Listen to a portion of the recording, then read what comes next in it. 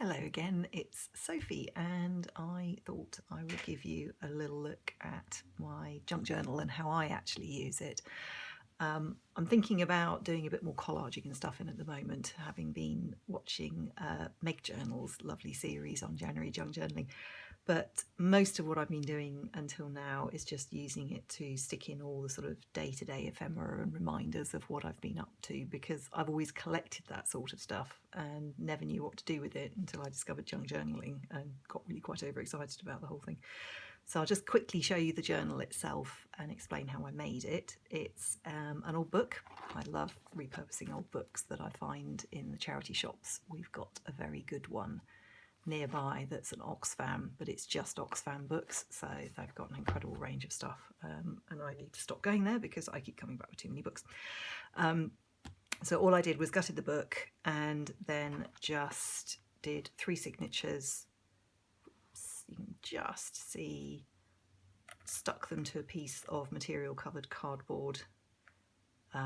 Stitched them into a piece of material covered cardboard and then stuck the cardboard into the spine, which is what I tend to do. I've done it, I think, on most of my other journals as well, because when I've got a nice spine like this, I don't necessarily want to have stitching over it, and that's just a complete personal preference. I probably will do it at some point and see whether I like it or not. As you can see, I've started using it already. My learning point from this junk journal is don't put so many pages in, Sophie, because you will fill it up far more quickly. I'm only about half the way, just over halfway through the first signature, and you can see it's already getting really quite bulgy.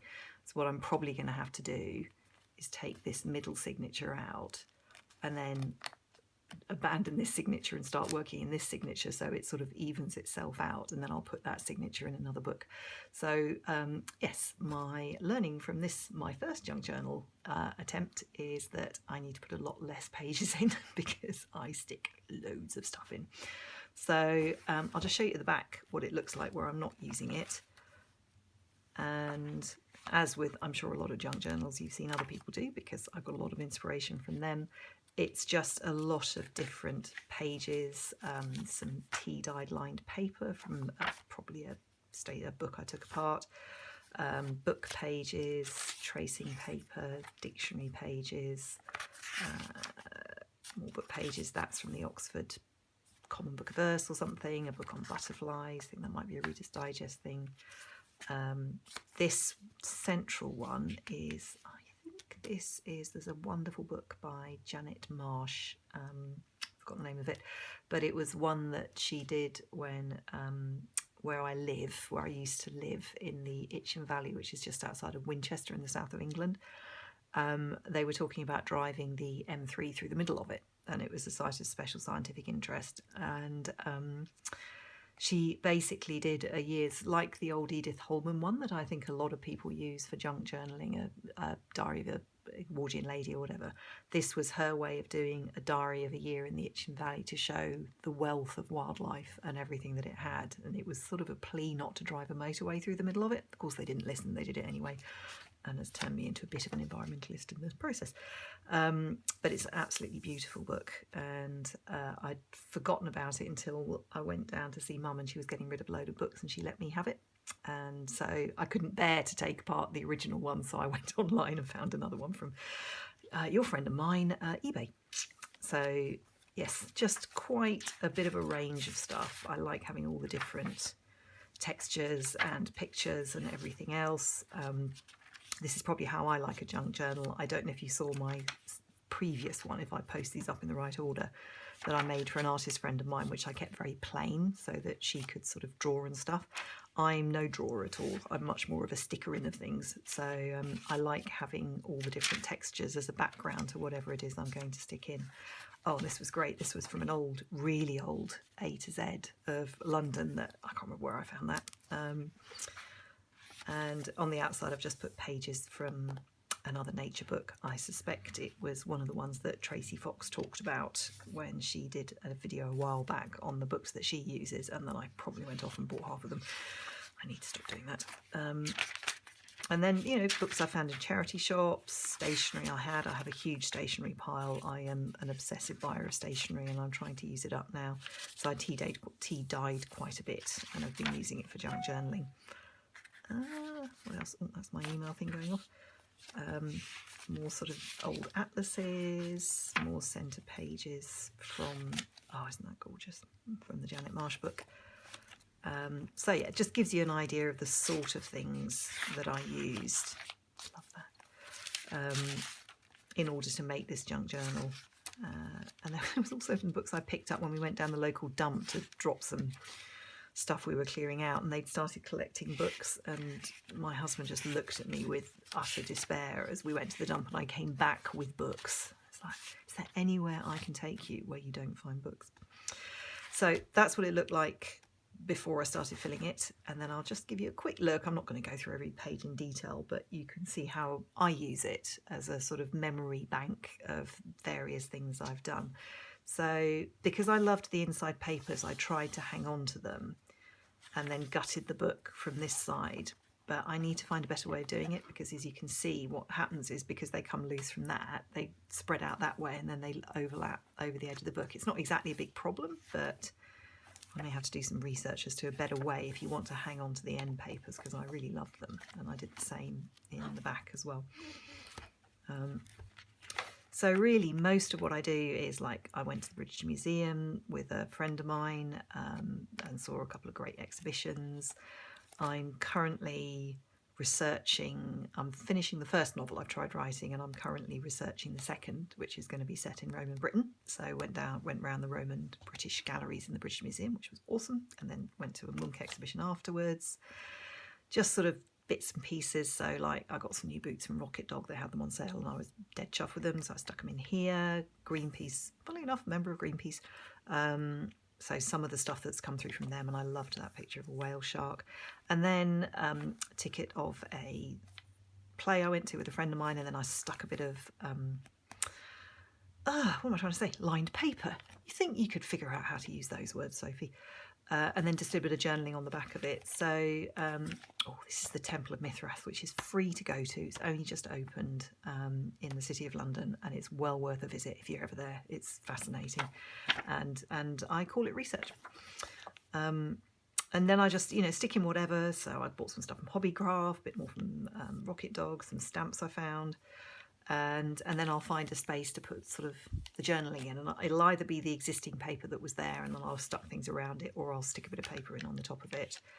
The other thing, I think Gail Agnostinelli, I probably murdered that, I'm really sorry if you ever listen to this, Gail, but she did a tutorial on doing flips, so I played around with that a bit and tried out a few different things. Went to the British Library, so I used the paper bag to, inevitably probably bought some postcards, so I used the paper bag to journal.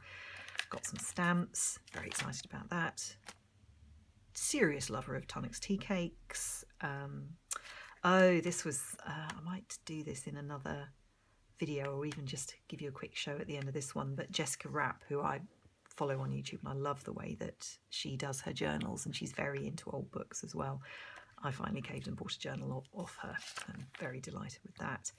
An exhibition at the British Library. This is the cover design for a book that a friend of mine's written, has been published, and if you like sort of, it's not really sci-fi, it's a sort of mixture of stuff, but it's called Our Child of the Stars, and it's wonderful. It's a great book, I loved it. So various things. Got to see Hamilton, it was so good. Fell over some more stationery and Ryman's, as I quite often do. Play, oh yes, a friend of mine really loves going to dance at Sadler's Wells, which is just up the road from where I live in North London, just down the road actually. And so she always organises us to go and gets sort of really cheap seats right at the back that we can afford, which is always good. So yeah, lots of different things that I've stuck in, things I've found, other plays that I went to. This was fantastic. And so this is the sort of ephemera that I keep, is tickets from things. This was when I had a day when actually, I did do a bit of collaging, when I just fell over a few things and played around with some collaging. And found some really cool stuff in the Crisis shop. And then just various things I've been to, met up with a friend of mine at a local National Trust place. Luckily she's a member, so we can get in for free. Well, I get them for free.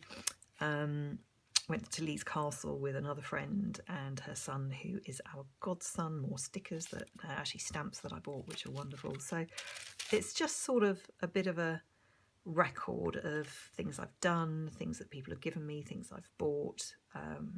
Bookbinding course I went on, which I absolutely loved, and I'm now thinking about how do I apply what I learned to maybe bookbinding my junk journals differently. I don't know.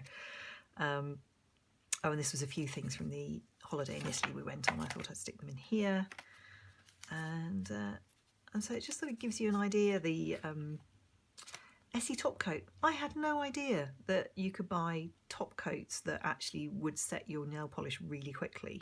It's been, you know, I don't use nail polish very much, but I was a complete novice about that.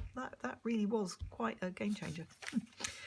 Yeah, so that's about it. And then this, I made this following another tutorial from the wonderful Tracy Fox, and I'm really quite proud of it, sort of just as a divider, but it also has got a few pockets and stuff on it, so I can stick in any particular ephemera that I've got and save it for later or whenever I want to do some collaging or whatever. So that's a quick look at my junk journal, my own personal one, and how I use it. And just to give you an idea, this is the current pile of ephemera that I need to go through, that I've basically collected since I last junk journaled in that, which is a really badly long time ago. I got a date on it. I usually put a date on it somewhere. Yeah, November. I think November's the last time I did anything in this, and we're now in January. Is that right? Oh, yeah. So I have collected all of this stuff since then, and yay, we went to see the new Star Wars film the day it came out, as part of seeing all three in a row. Oh god, we were knackered, but we had all the snacks and it was brilliant. So this is all the other stuff that I now need to go through. So what I might do is finish this recording, although it's getting dark and the shadows are pretty bad, so I might wait to do this in daylight. But at some point what I might do is just a little junk journal with me, so you can see how I do this, really, if it's of any interest. But like I said, I do also want to get more into sort of the collaging side of it. I've got a lot of cool stuff to collage with, just when I feel like being a bit more artistic rather than just recording what I've done. And I will link Meg Journals in the description down below, because her junk journal January is absolutely great. I've been following it and really enjoying it. Hello Bob, you pick your moments as always. Time for food. Okay, so thank you very much for watching as always. I hope you found something of interest in that. I hope you're all well and enjoying your junk journaling, and I will see you again soon. Thank you very much. Bye.